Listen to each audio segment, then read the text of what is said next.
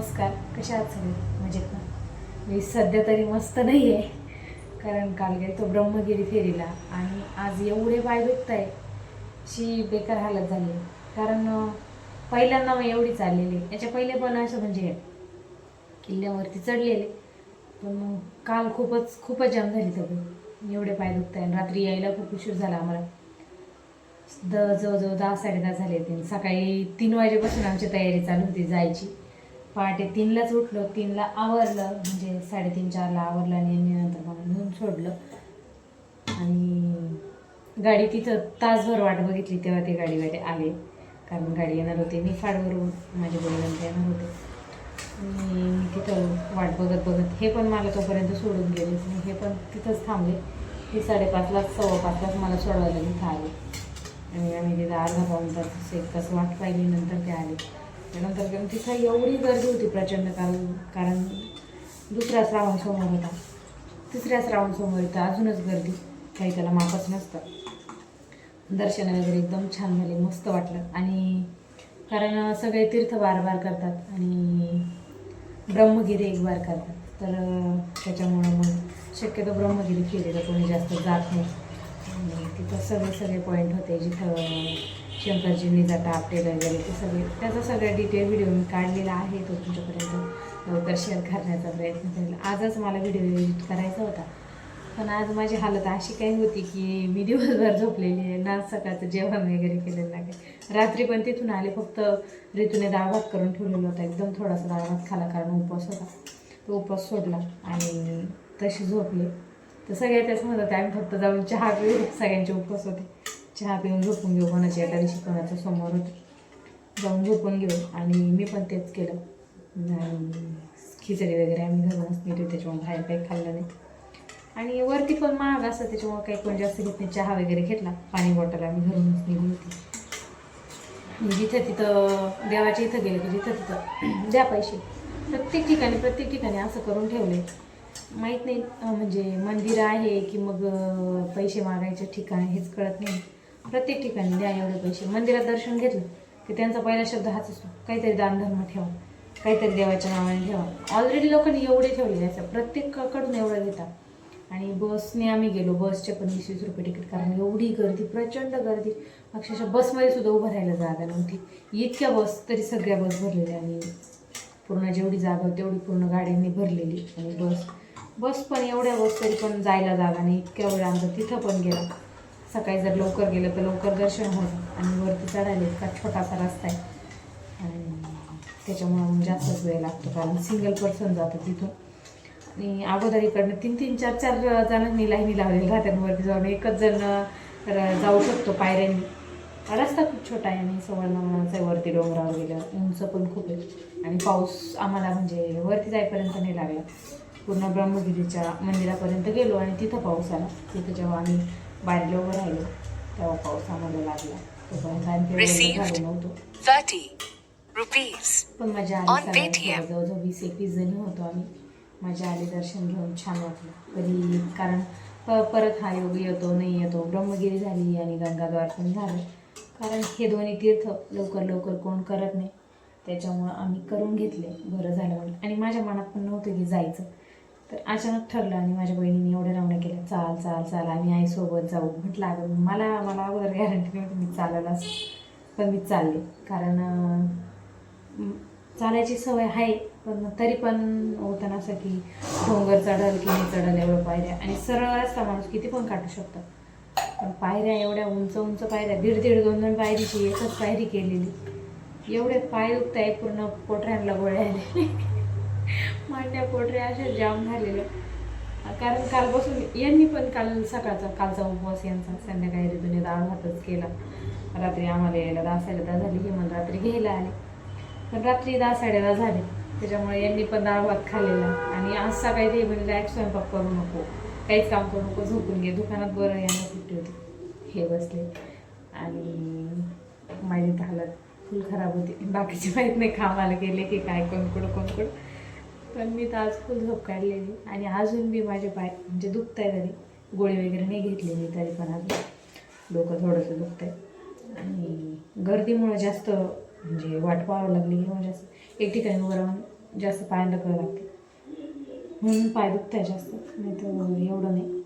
आणि वेळ पण नसता लागला, आम्ही 5, 6, 7पर्यंत घरी येऊन गेलो असतो. गर्दी तेवढी आम्हाला प्रत्येक ठिकाणी दर्शनाला बारी लागत होती, त्याच्यामुळं आम्हाला जास्तच वेळ लागला.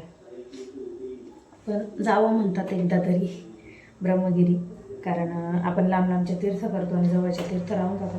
आणि त्र्यंबकेश्वर असं एक तीर्थक्षेत्र आहे की तिथं कुठल्याही म्हणजे कुठल्याही तीर्थक्षेत्राला जा, पण तिथं गेल्याशिवाय त्याला पर्याय नाही. तुम्ही म्हणजे नर्मदा परिक्रमा जरी केली तरी तिथून येऊन त्र्यंबकेश्वर जावंच लागतं. आणि बाकी कुठले पण तीर्थक्षेत्राला गेलं तरी मोठ्या तीर्थक्षेत्राला जाऊन आल्यावर त्र्यंबकेश्वरला जातात. आणि गंगाद्वार पण केलं पाहिजे, गंगाद्वारला पण गेलं पाहिजे. आमचं तरी झालं, तुम्ही पण एकदा नक्की जाऊन बघा. ज्याच्यात एनर्जी आहे त्याने जा. आणि तिथं पैसे मागायचा धंदा झाला आहे लोकांचा. आपल्याला जिथं वाटलं दानधर्म करावं तिथं करावं. आणि वरती गंगा आहे तर तिथं उंबराच्या खोडातून निघालेली गंगा आहे. आणि शंकरजीने जा टापटेले ते पण सगळे पॉईंट बघून आलं. आणि गायमुखातून गंगा निघालेली आहे, कुठं कुठं बुद्ध झाले सगळं पाहून आलं. त्याचा पण व्हिडिओ काढलेला आणि तुमच्याबरोबर शेअर करेल. थोडीफार माहिती जेवढी आहे तेवढी देण्याचा प्रयत्न करेल. आणि आता संध्याकाळचा टाईम झाला आहे, कारण दिवसभर तर झोप काढली. सकाळचं पण जेवण नाही केलेलं, मी बिस्किटचा थोडा खाल्लेला आहे. असं असतं फिरायला गेल्यावर. आणि बरं म्हणतो ना आपला माणूस सपोर्टिव्ह आहे, त्याच्यामुळे ते एखादं म्हटलं असं चल गेली फिरायला कामाला. सगळे पण ते म्हटले. मुलांच्या डबा म्हणजे डब्याला पण मुलांनी असंच फटरच नेलं, बिस्किट वगैरे आणि भत्ता नेला, चिवडा नेला. त्याबरोबर डाळ भात होता, डाळ भातच घेऊन गेले, कारण माझी कॅपॅसिटीच नव्हती सकाळी उठून का. मलाच वाटतं की मी एवढी आजारी पडले. त्याच्यानंतर हे म्हणे अजिबात स्वयंपाक करू नको, तुझी तू झोपून घे, दुकान राहतं. त्याच्यामुळे मला भरपूर आधार झाला, त्यांच्यामुळे भरपूर सपोर्ट भेटला मला. काहीच म्हणजे कालचं गेल्याचं एवढं मला दुःख न जाणवलं नाही, तकलीफ नाही जाणवली, कारण यांनी बऱ्यापैकी सांभाळून घेतलं. आणि रात्री पण उशीर झाला, ते बोलले नाही एकटी येऊ नको, मी घ्यायला येईल, काही टेन्शन नाही मला. 9 वाजताच घेऊन घ्यायला येईल होते, 9:15. आणि आम्ही आलो तिथं 10 वाजता. अर्धा पाऊण तास त्याने तिथं वाट पाहिली. असं जावा एकदा तरी गंगाद्वाराने, ब्रह्मगिरी करावा एकदा. पुढच्या वेळेस फेरीला पण जायचे, पण बघू आता. तोपर्यंत थोडा स्टॅमिना अजून येईल, कारण आता चाललेलं. आणि फेरी म्हटलं की सरळ एवढे पाय नाही दुखत, पायऱ्या चढायला जास्त पाय दुखतात. वरती रस्ते छोटे मस्त आहे, पण मग एकदम भारी वाटतं. जाऊन एवढी थंड हवा, कंटिन्यू पाऊस चालू सगळं. त्र्यंबकेश्वर तीर्थक्षेत्र आहे तर त्याच्यामुळं भरपूर ठिकाणून लोक येतात. आणि त्यात आता श्रावणामुळे गर्दीचा काही विषयच नाही. आत्ता बनवते मी कढी, भात आणि पोळ्या, कारण स्वयंपाकाचा टाईम झाला आहे. 2 दिवस झाले सगळ्यांनी जेवण व्यवस्थित केली नाही, ते पण माझ्यामुळं मी फिरायला गेलो म्हणून.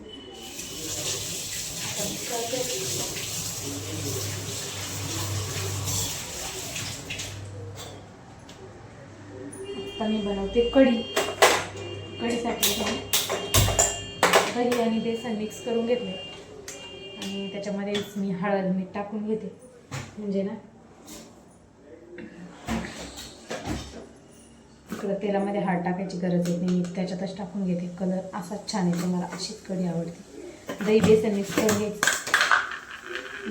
बेसन मिक्स करून घ्यायचं, त्याच्यामध्ये मीठ टाकायचं. ताकाची बनवते ॲक्च्युली मी कढी, दही ताकाची पिशवी घेतली म्हटलं तर ताकाची कढी बनवली. त्याच्यामध्ये मीठ टाकून घ्यायचं, हळद टाकायची आणि बेसन व्यवस्थित मिक्स करून घ्यायचं.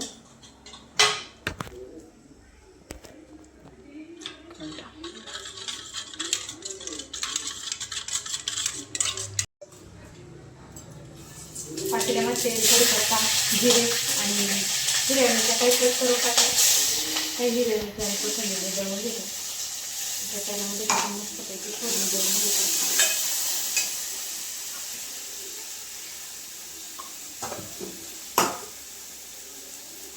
आणि इकडं बेसन वगैरे मी काढून ठेवलेलं आहे. आणि कढी माझी एवढी आवडतीची आहे, मला दररोज कढी अशी मला कंटाळा येतो.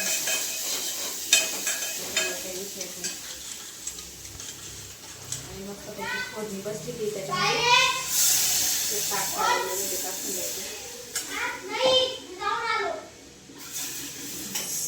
थोडं पाहिजे तेवढं पाणी टाकायचं. दरवेळेस माझ्याकडून ठसका होतोच भाजी टाकताना.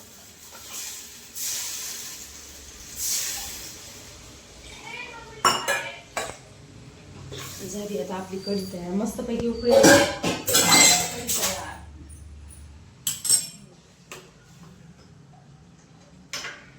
तुम्हाला आवडत तर तुम्ही थोडीफार साखर पण टाकू शकता. मला आवडते कढीची आंबट गोड तिखटाची टेस्ट मला आवडते, त्याच्यामुळे मी साखर टाकतेच टाकते. स्टोरेज फुल झालं का?